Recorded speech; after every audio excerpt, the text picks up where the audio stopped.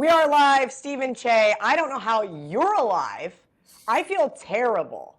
We were in Tampa until like 1 o'clock in the morning. Then I had to go pick up some friends at the casino on the way home. That was not very much fun. Wait, I take that back. I had a great time. Yeah. It wasn't very much fun for you. You said it at halftime during our recap. You said the Bucks look really good to only be up 7 points. Something bad's going to happen. And I don't know if you put it in the universe or if they just didn't come to play in the second half. It was a very non-Tom Brady-esque type game. But we've seen those a lot over the last couple of seasons. So talk to me about Thursday Night Football. You got to meet all sorts of NFL players. You got to wave the flag. You even got to go in the press box after the game. So tell me about your Tampa Bay experience and your thoughts on your team going forward. Yeah, it was pretty bittersweet because it was really fun. Like, hanging out with you and Ariel and everything was cool. Met a lot of Bucs fans, which I always love doing. I was on the sidelines pregame, super close. Got to talk to my friends in the organization. Afterwards, I had to leave with like 7 minutes left in the game to go to the press box, and then went downstairs. So I actually watched the final 5 minutes from the field. So I was in the back corner of the end zone, and I was with I made friends with Jeff Darlington, which was pretty cool. And like the Amazon crew, so like Andrew Whitworth, like Richard Sherman, and those guys we were all standing next to each other and watching the final drive, really. And that was very cool. What was not cool is the Bucs giving up 227, I think, rushing yards in the second half, which is nuts. It's wildly disappointing. It was such a cool personal experience. I got to go in the locker room after. I was at Tom Brady's press conference. It was very cool. This loss felt really heavy. Like, as a Bucs fan, I think Sunday's loss in Carolina was worse because you almost saw this one coming, but this was bad. This feels like something like drastic is going to happen. I don't know if they're going to fire Byron Leftwich or what they're going to do, but this is like heavy. So after the game, everybody kind of goes off, and they close off the locker room for a few minutes while the coach and stuff speaks, and then they let the media in there, and I'm in there. Tom Brady was in uniform at his locker for 10 minutes in uniform, maybe 20 minutes after, just talking to Blaine Gabbert, and things just looked bad. Like, nobody's really talking, and it was just a very somber atmosphere, and I felt it as a fan, but then to see like behind the curtain, it was tough, and obviously a cool experience, but I would have traded it all for, sit at home on TV, watch a nice win, which would have brought us a 4-4, and we could, at least say we're, lead the division, all that stuff. And now Carolina and Atlanta are playing, and the winner of that game is going to be leading the division, halfway through the year, which is nuts.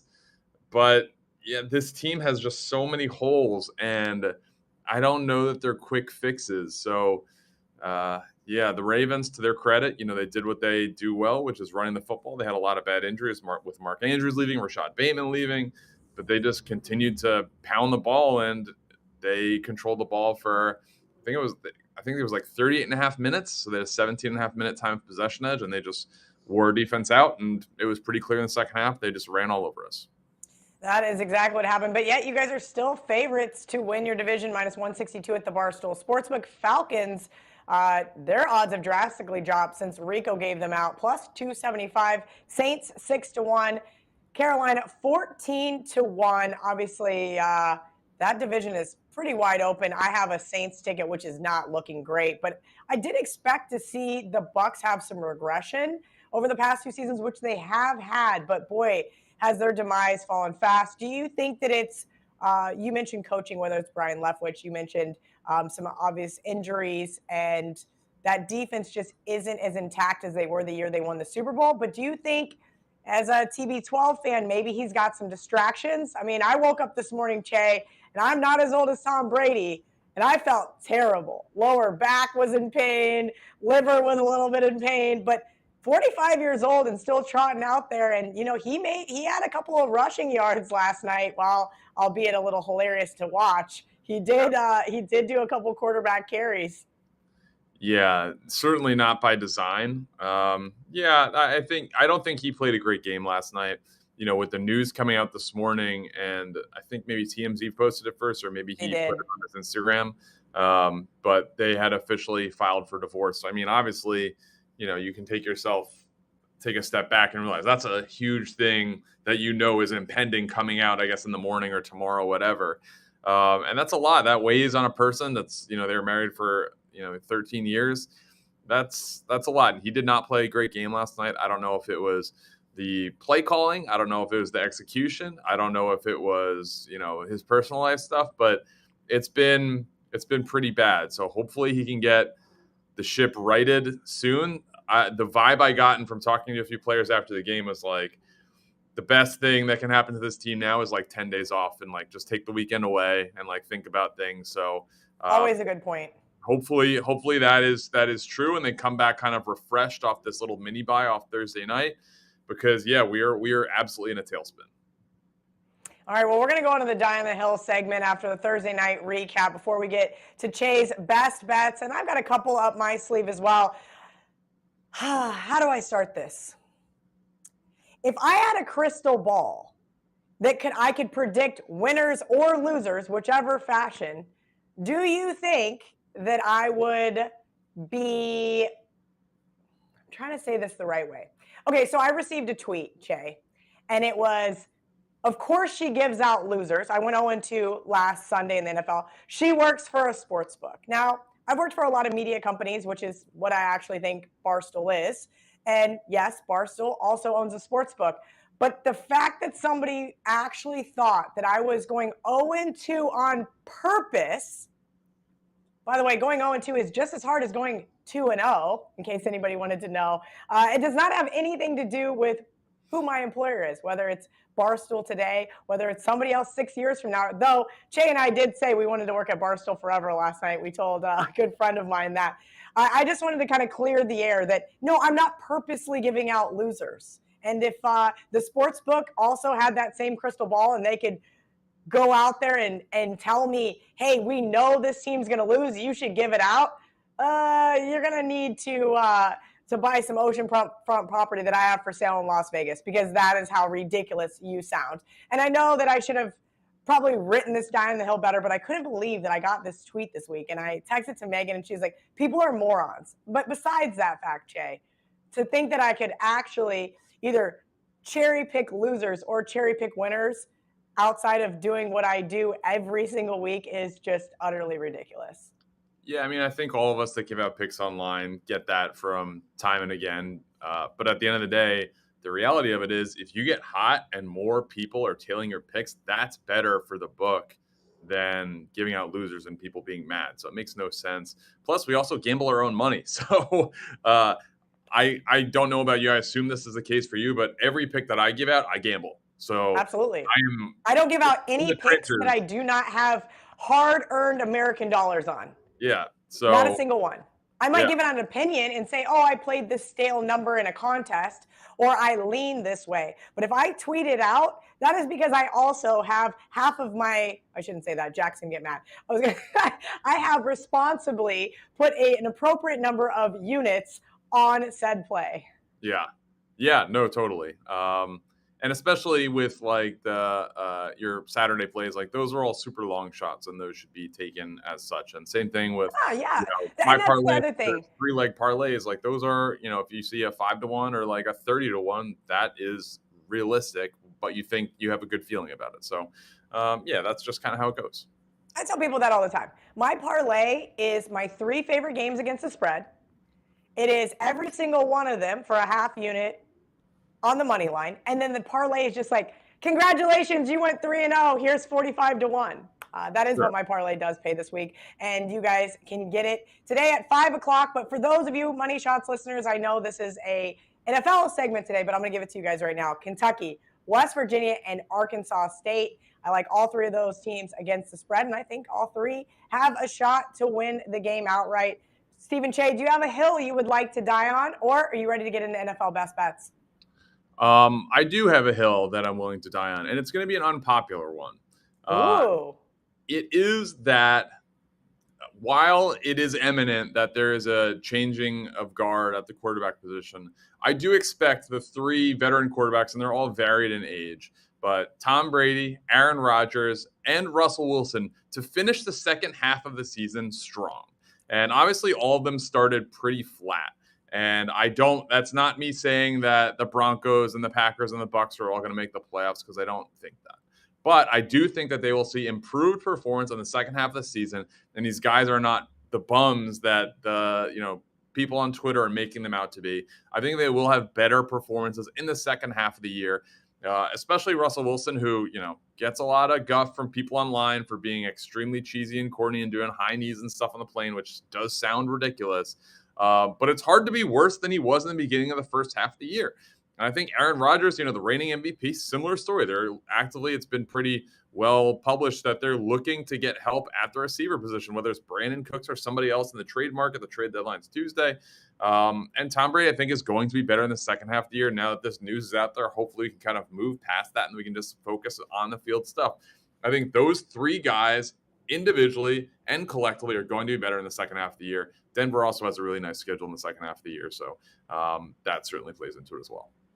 I think that's a great segue into my best bet. I'm taking the Packers plus 11. It's disgusting. How am I going to bet against the team that's supposed to win the Super Bowl? Because this is too many points. Cheah, I think so. This is something that you and I both can agree on here. We're betting numbers, not teams, particularly in the NFL, particularly in the NBA. And that is because there is not a lot of parity top to bottom like we do see in college sports. Teams 1 through 32. We just saw the Bears, 9-point underdog, waltz into Foxborough, spring the upset. We just saw the Bucks go into Panthers, 13-point favorites, spring the upset. Now, I'm not saying the Packers are going to spring the upset. But, Cheah, if you remember going to the Barstool Sports book, I think it was like mid-August, they put out every single NFL line. And you could bet on it, whether you wanted to bet week 1 or you wanted to bet week 17. Well, guess what the line was at the Barstool Sports book for this Packers-Bills game? 3.5. It was 3.5. Have the Packers really fallen this far? I know. You mentioned Russell and his corny antics. Half the country hates Aaron Rodgers now because of doing ayahuasca and lying and whatever is going on in his whole attitude. I had somebody tell me, he was like, he's so arrogant. I'm like, I don't know if he's arrogant. It's Aaron Rodgers. It's just who he is. He is one of those people that expects to win. He demands a lot. And if you listen to some of his press conferences, that's exactly what I take from this. Now, I did have, Cheah's in the dark. Oh, automatic lights. See? Yeah. What a great company we are. We're over here saving the planet with automatic lights because Cheah hasn't moved in the last 30 seconds. I actually did have a good friend of mine say, how are you going to bet on the Packers after what Aaron Rodgers said in this press conference? So I'm scouring Twitter like, what did Aaron Rodgers say? Well, I found it. No one is going to give us a chance going to Buffalo on Sunday Night Football with a chance to get exposed. Shoot, this may be the best thing for us. You know how I translate that? That tells me they're in there, they're playing with a chip on their shoulder, and they expect to win. One of my favorite Bill Snyder quotes for life. He has a whole laundry list of things, and the number one thing is expect to win, Cheah. Every Sunday, I might not win, but I expect to do so. Yes. And that is what I think we're going to see from the Packers. This line should be closer to a touchdown. 11.5 is so overblown, and I understand. They just lost to the Commies. And this is a second straight road game. This Packers team could not be in a better buy low spot. So I'm buying low on the Packers. I'm telling you, it's going to be like 24-17 type game. Would not be surprised to see Buffalo just cruise in this one, but the Packers keep it respectable, and that's all I need them to do here. Yeah, I like that. My favorite play of the weekend, I like to do props, is Dolphins running back Raheem Mostert. So his rushing yard total is 70.5. 2 of the last 3 games, he's cleared that. He had a 100-yard game. He had a 79-yard game. But the part I like about this the most is he's playing the Detroit Lions. Their past 3 games, they are dead last in the NFL with rushing yards given up, over 180 yards per game. He's the feature back in Miami. You can look for him to get between 15 and 20 carries per game, and he just needs to hit 71 yards. That is a great matchup and a great line. That is my favorite play this weekend. I like that. I'm absolutely going to get on that over at the Barstool Sportsbook. A couple other games I like, and I know it's not really in my forte to be laying road chalk. I always kind of joke with people like, you're never going to get rich betting road chalk. Well, You might, because Bill Belichick off a loss is an excellent buy low spot. I know he just announced Mac Jones would be the starter in, I guess it's technically New Jersey, is where the New York Jets play. But we're going to see this Pats team go in there and absolutely throttle the Jets. Who have the Jets beaten as of late? A bunch of backup quarterbacks, Steven Cheah, including my best bet besides the Packers. Listen, that doesn't help my argument. Listen, if you learned anything in what we do here, we only use stats and data to support our argument. Do not come in here throwing around facts, okay? True. All jokes aside, I bet against this Jets team last week. I thought that they had reached a ceiling. That Broncos defense was going to be more than enough for them. And unfortunately, with a backup quarterback in Brett Rypien, they were not able to, the Broncos were not able to get the win at home. Also, kicking an insane amount of field goals will cost you the game. I'm going to take the buy low spot here on the hoodie. I laid the 2 with the Pats here on the road. And I will say this, I usually love taking those divisional home dogs, Che. In the last 16 divisional home dog spots for the Jets, they're just 3-13 against the spread. Now, I know some of that goes back to when the Jets were really bad. I'm not convinced the Jets still aren't the same old Jets here. We'll see Zach Wilson get exposed by this Patriots defense. I like that. Something I also like is in the Barstool Sportsbook, you can do passing and rushing yards. So that's super helpful for mobile quarterbacks. And one guy specifically I'm looking at is Justin Fields. Going against Dallas, they are 10-point underdogs. So I think that this could be a game, and I don't think Justin Fields is necessarily going to hit his rushing yards, which I believe is 40.5. But this does give you some wiggle room, which I think is helpful with quarterbacks that are dual threats, because he's cleared his passing number. His passing number is 160.5. He's cleared that in the last 3 games with ease, with 174, 208, 190. I think that you could see a blowout, and they're not going to take Justin Fields out. So I think a lot of like garbage time yards are definitely in play here. So that is a play I like. I don't think that it'll be a very sexy play, and you could be cursing me out at halftime, but I think Justin Fields. Oh, I think it's going to be horrific. Yeah. And everybody's going to want to take the under because of that Dallas defense. I agree. But I think that people are undervaluing once the game gets out of hand. Defenses let up. They start playing prevent defense, and they just want to kill the clock and get out of there. And that's where we want to take advantage. I think you're absolutely right. I do like the Cowboys. I did lay the 9 with them on Monday, and I know that is also traditionally unlike me, but that is because of this Dallas defense. But I'm absolutely with you.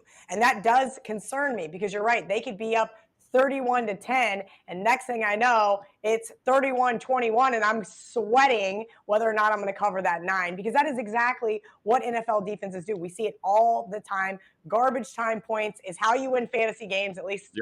That's how I win fantasy games. This is about the only way, especially when I only get 6 from Gus Edwards last night.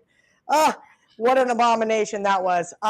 Another one that I wanted to touch on you with is really interesting here, and that is the Niners laying 1.5 at the Rams. This one, the look-ahead line was a pick-em. And again, I like those divisional underdogs, particularly at home, but we know the Niners have the Rams number. This Niners defense is absolutely loaded. Rams off a bye week did have me initially concerned here, and I do think the Rams are a good teaser spot, again, because these teams catching over a touchdown at home, you want to think they're going to keep it respectable.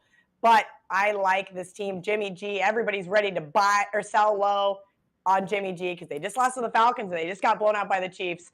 I don't know how else to say this is the ultimate buy low week. I know I've said that 3 times so far on the show, but I'm going with the Niners minus 1.5. Yeah, and Schefter actually just tweeted that Cam Akers is going to be held out again. They're trying to trade him. Ian Rappaport reported a couple weeks ago that he may have played his last down for the team. We'll see what happens there. They have Darrell Henderson, who they'll lean on. Not a great back, and they also have the rookie running back. His name is escaping me, but he got hurt. Kyron Williams, who is on IR, and he should be back soon, but he's not going to be playing in this game. Kyron Williams. So I agree. I do like the Niners a lot. They just completely and the Rams, obviously coming off a bye week, as you mentioned, should be in a better spot, but they just look so feeble this year. That's a very good word to use. They look very inept offensively. It's not great for me because I have Cooper Kupp, But luckily for me, He's been putting up numbers. Yeah. he's putting up numbers somehow, some way. Matthew Stafford and his broken elbow is still getting Kupp the ball. So we'll see how that one plays out. Also, something to keep an eye on this week. And I wrote it down. And of course, I don't know where the hell the paper went. Way to go, Kelly. But it is, I believe it's 21-7. The divisional unders. They are cashing at an insane rate. So keep in mind, I think there's 6 of them this week, 6 divisional rivalries, and the under has just been dead money. Like, just here you go, just blindly bet the under, you're cashing tickets. That could change today, or excuse me, on Sunday, but we'll see. But something else for you guys to keep an eye on if your numbers agree. Steven Cheah, we're going to wrap it up here pretty shortly, but I'd love to hear what else you have for this weekend, because that's all I've got, just 3 plays in pretty traditional KIV NFL fashion. I don't get involved with too much on Sundays. Speaking of like over-unders, there are 4 games this week with games that are over the point total of 46. So I know that it's uncomfortable to bet unders, but are you getting in on a lot of that, or have the books and has Vegas adjusted to the lower scoring in the league, do you think? That's interesting. That is definitely something we've seen. We know primetime unders have been cashing at an incredible rate. I believe unders went 7-7 last week, so maybe we are starting to see some regression there. But yeah, these low totals in the NFL, we saw it on Monday night, finally went over. It went over in the first half, in fact, with the Bears-Patriots, when everybody thought it was going to be a slugfest. So yeah, keep an eye on some of these totals. 46. Yeah, that's not a great total. Those are the ones that I feel like could go either way. That is just such like an easy number for the bookmakers to put up and to say, here you go, have at it, everyone. But yes, I will be continuing to look for those primetime unders. We did catch that first half under again last night. I thought it was getting dicey there. After that first quarter, we had 10. I was like, oh, great. I see this now. Justin Tucker kicks a 61-yarder, and I lose by the hook. That luckily didn't happen. But other things to keep an eye on. There's a lot of first quarter unders that have been cashing with really good defenses as well. Yeah, I think that keep an eye also on like teams that are traveling. Obviously, we have the Broncos and the Jaguars going to London. The Giants are going all the way west to Seattle. So just teams potentially with a little bit of lag. Be aware of that. But yeah, the board is really all over the place this weekend. We have Buffalo, we have the Eagles, we have Dallas, all double-digit favorites. I think we could see some certainly underdogs cover and potentially some upsets. Yeah, those divisional underdogs have been great. I can't believe I'm betting against 2 of them this week. But again, I'm getting sucked in by those buy low spots. We're going to see how that one ends up playing out. Do you have anything else for us before we let you go? Yeah, so one other thing I want to mention, I mentioned it last week on the show, my NBA props. Follow those from my @Steven Cheah account. I also interact with the @TrustTheData account during the game. We cashed again last night. Luka Doncic over points. We were 8-2 on the year. You were definitely sweating that next to me. I'm like, are you watching this game? Or are you watching the NBA game? What are we doing here? I got to witness that cash live. Checking the scores. But if you can imagine, Cheah doesn't get overly excited about anything. He's just like, oh, yes, Luka. And then just continues watching the Bucks game. He was playing lights out. He had 33 by the end of the third quarter, so we were in the green. So that's always nice to see. I'm narrowing it down tonight. I was going to put out Tyrese Halliburton over 31.5 combined points, rebounds, and assists. If you can get that, I love that. The line on the Barstool Sportsbook moved to 32.5. So there is one I might try and pivot to, but I'm finalizing that right now. I'll have that out soon. Make sure you got tweet alerts up because the line and the odds do change fairly quickly once stuff comes out, as a lot of people are telling these picks. Absolutely. My parlay will be out at 5 o'clock as soon as the Barstool Sportsbook releases it underneath the exclusives tab. I will tweet it out, get it on Instagram, and, of course, TikTok. Thanks to Steven Cheah. Had a blast with him last night. And no, I'm not as short as I look like in that video, but yes, Steven Cheah is much taller than I thought he was. Great times in Raymond James Stadium. So shout out to Cheah. Make sure you guys are following him on Twitter. And also make sure you guys like and subscribe to the Barstool Sportsbook YouTube channel. Jump in the comment section. Tell us you love us. Tell us you hate us. We don't care. Just help us with that algorithm. Wait, hold on. One more thing. On Monday nights, halftime of the Monday night game, something that I've been doing that's really fun is playing blackjack on the Barstool Sportsbook at halftime. So follow that. I'm going live with Hank every Monday night. I love that. We go into the third quarter. So check that out. Very fun. Kelly, you have to be in the same state to play at the same table. But if you're ever in the area in New Jersey, we got to get a stream going because it is a very Oh my God. I did it when we were in Detroit at the Who's Better conference, and I accidentally double clicked the chip on the roulette. And of course, nobody was recording. Hit black 22. Everybody goes nuts. High noons everywhere. Guys tackling each other. It was a great time. So, yes, that will be on my to do list to do a stream with you and Hank because, yeah, I love it. I don't want to say the word that Jack won't let me say, but I love the action. I'm addicted to it. It is so much fun, especially table games with your friends. Thank you Yep. again, Steven Cheah. We will see you guys on Monday.